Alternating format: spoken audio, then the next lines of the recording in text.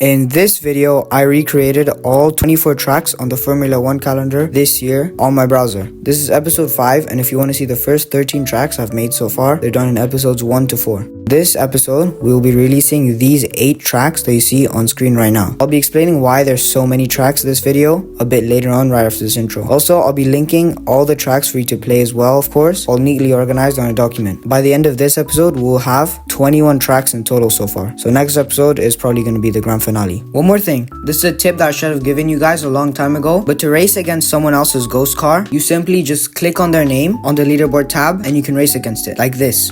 But without further ado, let's get straight into it. So now for the explanation. Around a month ago, I released a video where I simply just covered this game, but I didn't go too much into how to make tracks and stuff. But just for that video, I made a few tracks, and this includes the Belgian Grand Prix, the Dutch Grand Prix, Monza, Azerbaijan, and the Singapore Grand Prix.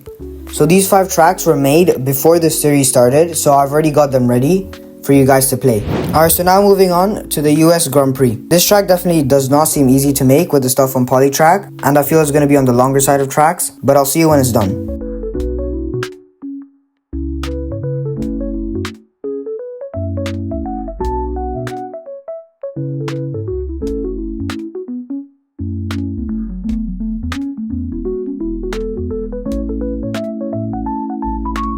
Alright, so US Grand Prix is finished. Let's go ahead and test it.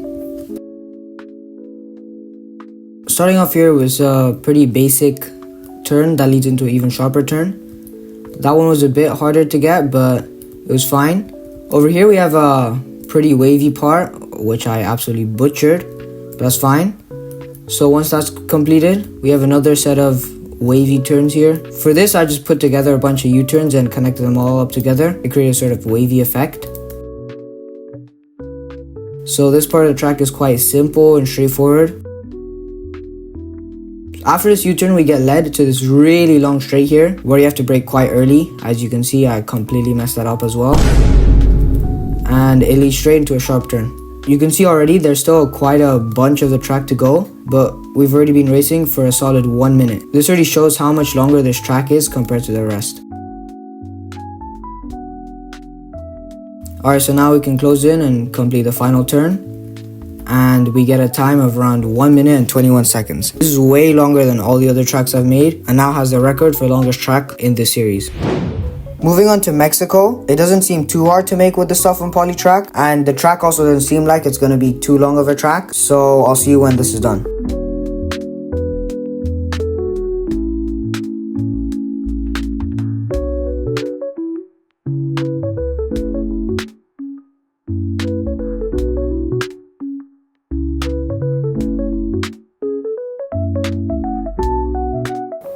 Alright, so let's go ahead and test the Mexico Grand Prix here. I moved the starting lineup a bit because although it starts much further back, I found it really frustrating whenever I would start the track, complete the long straight, but then immediately mess up the first turn. It was too repetitive, so I decided to fix that by moving the starting lineup a bit. Alright, so honestly, most of this track is quite easy. So you can see there's a bit of a chicane here, but that's also quite easy.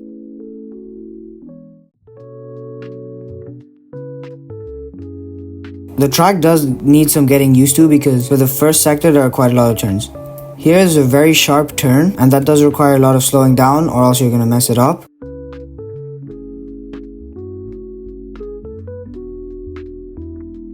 But you can see I'm already done with the track. So this track is definitely a bit on the shorter side, but similar to around Austria or Azerbaijan. With a bit more practice, I feel like we can easily get around a 51 to 50 second time.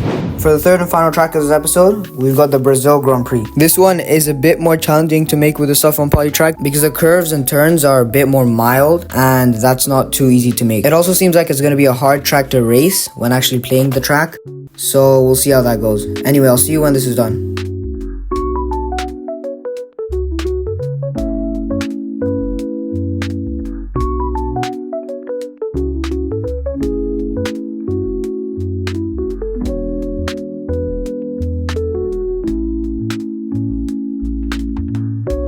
Let's test out the Brazilian Grand Prix now. Just from making the track, I can already tell that this race is going to have a lot of turns. You can see I already messed up here, but that's fine, we can recover. So now we have a long diagonal segment, which requires us to brake really early.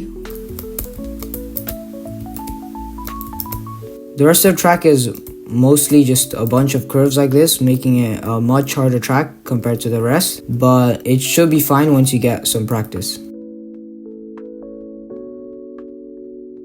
This track is definitely not easy, but luckily it's not too long, so it won't take too long to master.